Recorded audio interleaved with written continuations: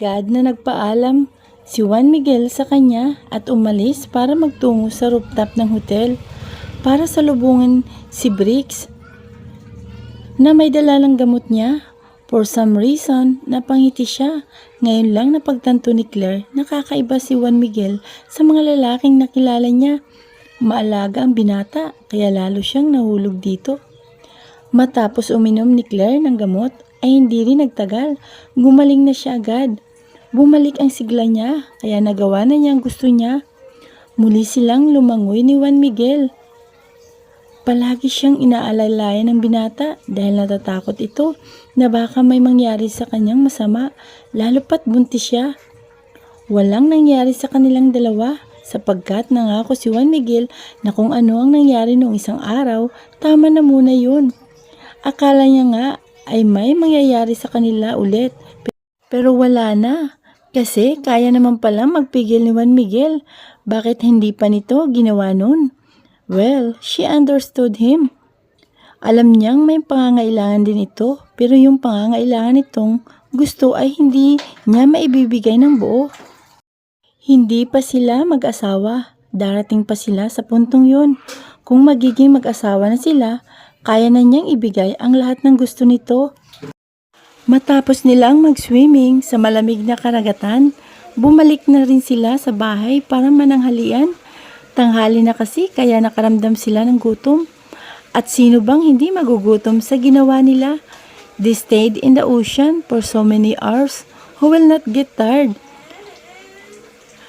They aren't immortal para hindi mapagod. Kailan tayo babalik sa Manila? Maya-maya pa'y tanong ni Claire kay Juan Miguel matapos isubo sa bibig ang pagkain. Gusto mo na bang bumalik ngayon? Kung gusto mo, payag naman ako. Hindi naman, nagtatanong lang ako kasi baka mag-alala ng sobra sina Mami at Daddy kahit alam nila na nandito tayo. Actually, bukas pwede na tayong umuwi. Talaga? Yep, baka sinasabi mo lang yan kasi nagtanong ako. Hindi yan ang ibig kong sabihin, Metodo. I'm just asking. What? What are you saying, mi prometida? No, hindi ba't sinabi ko mananatili tayo ng mga ilang araw? Napagdesisyonan ko kahit 3 araw, pwede na. Don't think that, okay? Okay. Nakanguso niyang tugon saka nagpatuloy sa pagkain. Hindi na nagsalita pa si Claire, kaya tahimik ang kapaligiran ngayon. Nang matapos silang kumain, si Juan Miguel na nagpresentang maghuhugas ng pinagkainan nila. As usual, wala namang nagawa si Claire. Umakyat na lamang siya sa kwarto nila ng fiancé para maligo. Na makapasok sa banyo ay inalis na niya ang mga nakatapis sa mga pribadong parte ng katawan. Nakabikini lang kasi siya. Kapag Juan ay lumapit siya sa shower area. Binuksan at hinayang rumagasa ang tubig sa kanyang kahubaran. Kinuha ni Claire ang sabon at naguskus na ng katawan. But the soap dropped on the floor. She took a heavy sigh. Kinuha na niyang sabon ngunit may ibang humawak noon. Agad na napatingin si Claire sa kumuha noon at nakita niya si Juan Miguel na ngayon nakangisi sa kanya. What are you doing here, Juan Miguel? Gulat niyang tanong. Gusto kitang makasabay sa pagligo. Okay lang naman sa'yo noon. Yun, di ba? It's fine but I'm shy. Give me the soap and leave. Nang akmang aagawin na niyang sabon sa kamay nito, pero bigla nitong inilayo yun. Sinubukan niya bang kuhanin yun, ngunit sadyang nang aasar ito sa kanya. At ngayon lang napagtanto ni Claire na parehas lang silang walang saplot. Nakalawit ang tulog nitong alaga na nagpalunok sa kanya ng ilang beses. Ano ba, Juan Miguel? Give me that let me stay here, mi prometida. Marahan itong naglakad palapit sa kanya. Hayaan mo akong magsabon sa'yo. Pangako, walang mangyayari ngayon. Maliligo lang tayo at wala nang ibang mangyayari. Nag-isip siya. Ayaw niyang hindian si Juan Miguel dahil magtatampo ito. Pero sa totoo lang ay hindi naman ito masama. Kilala na nila ang isa't isa. Nakita na ang bawat kahubaran at may nangyari na rin sa kanilang dalawa. That's why for Claire, it is fine. Fine, basta walang mangyayari sa atin ha. Juan Miguel raised his right hand. Promise. Tumango lang siya at hindi na umimik. Nang lumapat ang sabon na hawak ni Juan Miguel sa kanyang dibdib, hinayaan niya lang ito. Para siyang isang batang sinasabunan nito ng mga sandaling yun. Lahat ng balat niya sinasabon nito at wala itong pinalampas. Maski ang mga private part niya, sinabunan din nito. It's quite awkward for her, pero nagawa niyang maging kalma. Nang matapos siya, nagpasabon na rin si Juan Miguel sa kanya. Kung ano mang ginawa nito sa kanya, ginawa rin niya ito. Dahil masyadong matangkad ang binata, kailangan pa siya nitong buhatin. Masabon lang ang liig nito habang abala sa ginagawa, hindi mapigilan ni Claire na maramdaman ang pagkalalaki ni Juan Miguel sa bandang puwitan. Kumikislot pa yon at hinayaan lang ito ni Claire at nagpatuloy sa pagsasabon sa maskulado nitong katawan. Nang matapos, sabay na silang nagbanlaw ng mga katawan. Nag-shampoo pa sila bago tuluyang lumabas ng banyo na parehas may tapis ng tuwalya. I enjoy it, may prometida. Really? I enjoy it too. Sana mauulit-ulit muli ito. Pwede naman, but make sure walang mangyari sa atin. May prometida. Naglakad ito palapit sa kanya at niyakap siya muli sa likuran. I promise you. Remember, kung ano ang nangyari ng isang araw, tama na muna yun. I could control myself for you. Sinapo nito ang tiyan niya, for our baby too. Napangiti ng malapad si Claire. Thanks God. She gave her man like Juan Miguel. Akala niya nung nabubuhay pa si Bernard, magiging malungkot ang buhay niya habang buhay. Pero nagkamali siya. Si Juan Miguel pala ang magliligtas sa kanya mula sa kalungkutan. Nagbihis na silang dalawa. Nang matapos, nagtungo sila sa balkonahe at pinakatitigan ang asol ng karagatan. Dito muna nila napagdesisyonang manatili dahil masarap sa mga mata pagmasdan ang magandang view. Gusto mo bang magpakasal tayo agad? May prometida? Napalingon siya kay Juan Miguel. Ngumiti siya. I don't know, I wanna marry you, but I think hindi pa ngayon. Masyado pang maaga, Juan Miguel. Huwag tayong magmadali. Base yan sa nabasa kong article. Hindi dapat minamadali ang pagpapakasal. Marami pang kailangan paghandaan. At ano? What? Sabi ron, dapat kilalanin pang mabuti ang gusto ang isa't isa. Like, kung totoo bang mahal natin ang isa't isa, kung talagang sigurado na tayo sa desisyon natin. Minsan kasi, kung kailang kasal na, saka may hindi magandang nangyayari. Alam kong alam mo ang ibig kong sabihin. You understood me, right? Juan Miguel shackled. Bahagya itong lumapit sa kanya at hinawakan ang magkabilang niyang kamay. Pinagsalikop nito ang mga kamay nila at pinakatitigan siya sa mga mata. Naiintindihan kita, Claire. Naiintindihan naman kita kasi babae ka. Pero kung ako ang tatanungin mo, mas mahal pa kita kaysa sa sarili ko. Ilang beses ako sa'yo. Nangako na hindi ako gagawa na ikakasakit mo. Unang puso mo dahil ganon kita kamahal, Claire. My heart is only for you. Kahit ano man ang mangyari, hindi kita lulukuhin. Just trust me. May prometida. For better or for worse, tayo pa rin hanggang dulo. I told you, no one could separate us. Kahit anong issue ang kahaharapin natin, kaya nating labanan yun. Just believe on me. May prometida. Seryosong saad ni Juan Miguel. Bumuntong hininga pa ito bago nagpatuloy sa pagsasalita. Kung gusto mo pa akong kilalanin ng gusto, go. Go for it. Do it. Kilalanin mo ako kung sino talaga ako. Mahal na mahal kita, Claire, at hindi ko na kailangan gawin yan. Nang makilala kita, alam kong ikaw na at sigurado ako sa desisyon ko na mamahalin ka. Actually, hindi na kita kailangan kilalanin. Nitong mga nagdaang araw, nakilala na kita. Nakilala ko na kung sino ka talaga. Binawi niya ang mga kamay sa kapinunasan ang mga butil ng luha sa magkabila niyang pisngi. You became a good boyfriend to me. You did everything just to protect me from my father and Bernard. You let me stay in your house. Hindi mo pinagdamot ang bahay mo sa akin. You helped me for everything. Juan Miguel, you love me and I felt that. Nakita ko, nasuri ko na magiging mabuti ka habang buhay. That's the reason why I accepted this ring. Mahal kita, Juan Miguel. Mahal na mahal din kita. From her eyes, tears spilled down her cheeks. She couldn't stop it. When Juan Miguel hugged her, she hugged him back. She was so happy. They became emotional. She heard him snipping, smiling. Claire parted with Juan Miguel. You made me cry, may prometida. He's so cute. Ikaw rin naman pinaiyak mo rin ako Hindi siya sinagot nito bagkus ay muli siya nitong niyakap. Walang nagawa si Claire kundi hayaan ito. Na-enjoy niyang yakapin ang lalaki dahil ang bango-bango nito.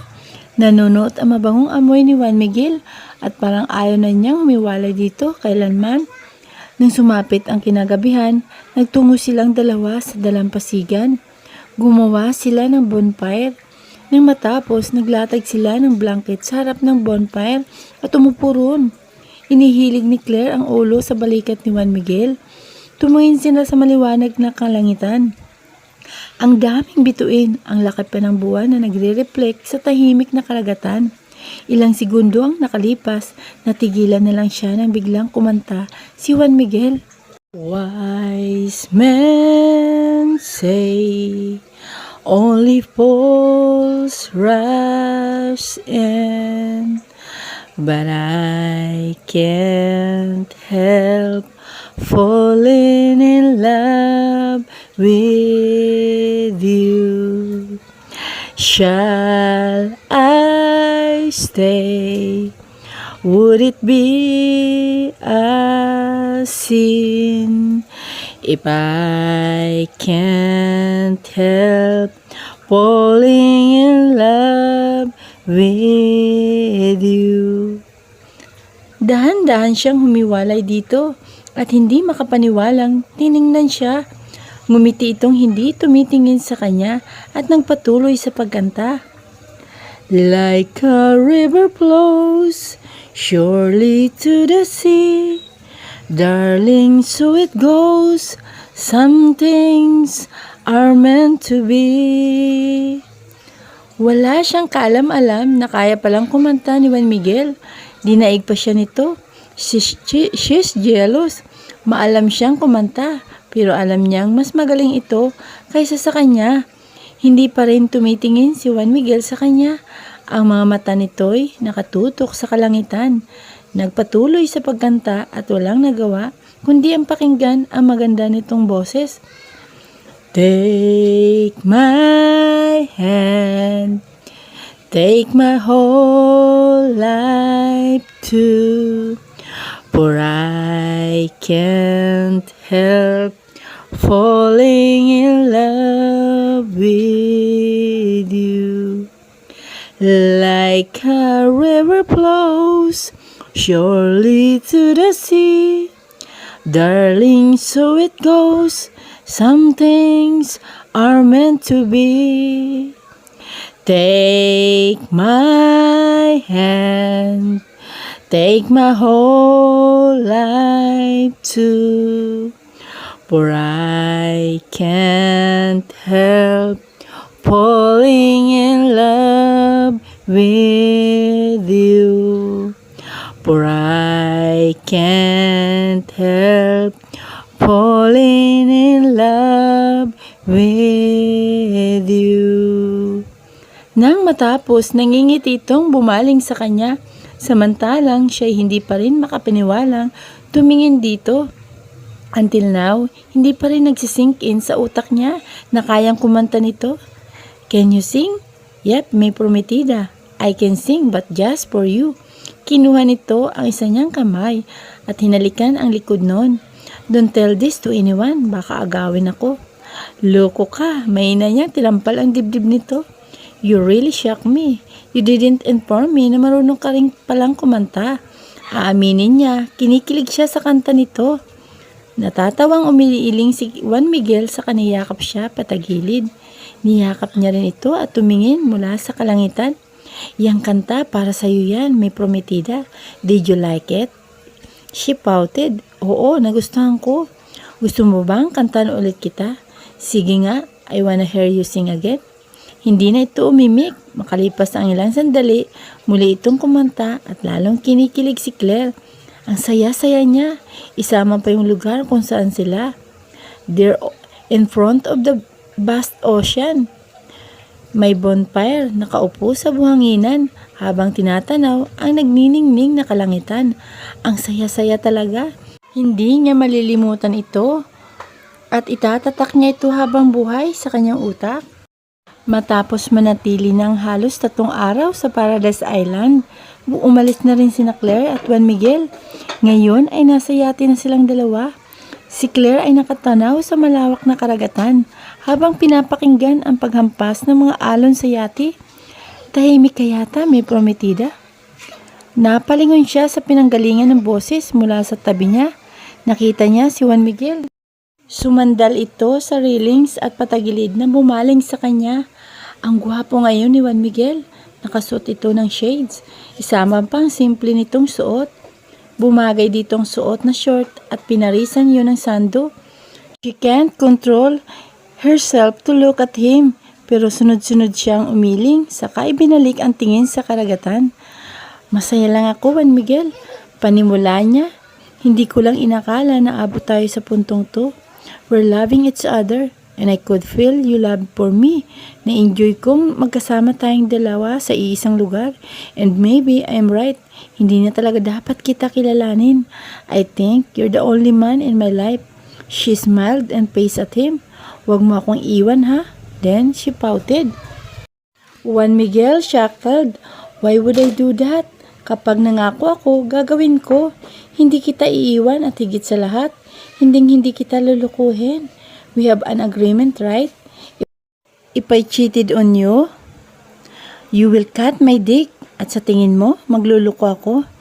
No, may prometida. Why? Dahil hindi ko hayaan na putulin mo ang pagkalalaki ko. Dahil mawawalan ka ng kasiyahan. Tama ba ako, may prometida? Natatawa niyang inampas ang dibdib nito. Ako lang ba ang nasisiyahan dyan? Ikaw rin naman, di ba? Nako, kapag nagloko ka talaga, asahan mong putol yan sa akin. Don't you dare disobey me. Juan Miguel, makikilala mo talaga kung sino ako. Oo na po, hindi kita lulukuhin. I swear, bakit pa ba ako magluluko kung nandiyan ka naman? Nangingiting wika ni Juan Miguel. Napangiti si Claire nang marinig ito. Kinikilig siya at alam niyang namumula na magkabila niyang pisngi. Imbis na mapansinin pa, tinuon na lang niyang atensyon sa karagatan. Maya-maya pa'y umalis si Juan Miguel sa tabi niya at pumuesto sa likod niya. Niyakap siya nito mula sa likod. Ipinatong nito ang mukha sa balikat niya habang ang mga kamay nito ay hinampas ang tiyan niya. Lalo pang napangiti si Claire na mga sandaling yun. Ramdam na ramdam niya ang sweetness ng lalaki. Hindi niya nagawang umimik dahil sa kilig. Pakiramdam niya tuloy, bumalik siya sa pagiging dalaga dahil ganito siya noon. Naging tahimik na ang isa't isa, walang umimik at tanging paghampas lang ng mga alon ang maririnig nila. Makalipas ng ilang oras, nakarating na sila sa pribadong pantalan na pagmamayari ni Juan Miguel. Bumaba sila sa yate at tinungo ang kutsing nakaparada. Pumasok sila rong dalawa bago pinaandar ni Juan Miguel ang sasakyan pauwi sa bahay nila. May gusto ka bang puntahan, may prometida? Napatingin si Claire kay Juan Miguel. Pwede bang pumunta muna tayo kina mami at daddy? I wanna visit them. Sure, pero hindi ako makakasabay sa iyo ha. Inaya kasi ako ng mga kaibigan ko. Birthday ngayon ni Cruz at may party na magaganap. Gusto mo bang sumama ron? Ako? Hindi na. Ikaw na lang pumunta. Sige, bumuntong hininga ito. Are you sure? Ayaw mo talaga? At ipinatong nito ang isang palad sa kanyang hita. I'm sure. I would rather stay in my parents' house. Baka maburyo lang ako roon. At least sa bahay, kasama ko sina mami at daddy sa kasimanang Tina. Sige, it's your choice. I wouldn't force you. Hindi na niya nagawang sagutin ito nang alisin itong kamay sa hita niya. Bumaling na lang siya sa labas para libangin ang sarili sapagkat alam niyang mahaba-haba pang biyahe nila bago makarating sa Maynila. Nang makarating, pinagbukas pa ni Juan Miguel si Claire ng pinto. Humawak siya sa kamay nito at inalalayan siyang makalabas ng kotse. Hindi na ako makakapasok, may prometida. Pakisabi na lang sa mami at daddy mo na may pupuntahan lang ako. And you don't need to worry. Hindi ako magpapakalasing dahil mamayang hapon din kukunin kita agad. Susunduin kita dito. Sige, mag-iingat ka sa pagmamaniho mo. Huwag kang uminom ng marami ha. Alalahanin mo yung kalusugan mo. Alam mo namang masama ang alkohol sa katawan. Yeah, I know that. Bye. Dumukwang ito sa mga labi niya at masuyo siyang hinalikan. I love you. Dugtong pa nito. I love you too. Tugon niya. Ninitiyan lang siya ni Juan Miguel saka sumakay na sasakyan. Sumili pa ito bago tuluyang pinaandar ang kotse. Nang makalayo ng piyansi, bumuntong hininga siya saka naglakad na patungo sa nakabukas na gate. Naglakad siya papasok sa loob ng bahay nila. Hindi niya nakita ang mami at daddy niya. Nasaan na kaya ang mga yun? Naiiling na dinako ni Claire ang salas at inilapag sa couch ang sling bag. Marahas siyang nagpakawala ng hangin sa bibig at umupo na sa couch. Claire, hindi pa man siya nakakaupo nang marinig ang sigaw na yun. Gulat na hinanap ni Claire ang pinanggalingan ng boses at nakita niya ang mami at daddy niya mula sa likod niya. Malapad ang mga ngiti nito sa labi ng mga sandaling yun. Ginulat niyo naman po ako, ma'am and dad. Nagulat ka ba namin, anak? Pasensya ka na, we're just happy dahil nakita ka ulit namin. So, kumusta ang pananatili sa isla ng ilang araw? Nakakunot noong tanong ng mami niya. At si Juan Miguel, bakit hindi mo kasama ngayon? Tanong naman ng daddy niya. She smiled at them. Pwede po bang umupo muna tayo? Parehas na tumango ang dalawa at naglakad patungo sa couch na nasa harap niya. Nang makaupo ang mga ito, umupo na rin siya at nagsimulang magsalita. Okay naman po, ma'am. Na-enjoy po namin ang pag-i-stay sa isla ng ilang araw. At mas masaya po ako kasi ito, Juan Miguel proposed to me. She raised her hand para ipakita ang singsing na ibinigay sa kanya ni Juan Miguel.